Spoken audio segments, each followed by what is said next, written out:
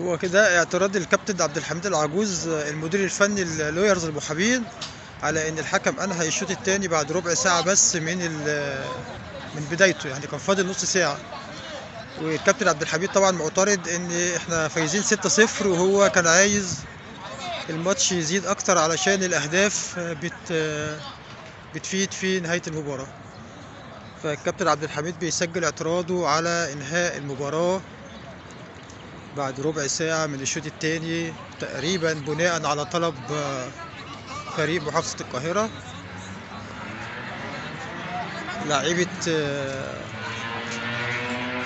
لايرز طبعا مصدومين، كانوا نفسهم النتيجة تبقى أكتر ويحققوا سكور كبير، ولكن هنشوف قانونية بقى إنهاء الحكم المباراة بعد ربع ساعة من الشوط الثاني نتيجة لطلب الفريق المهزوم 6-0.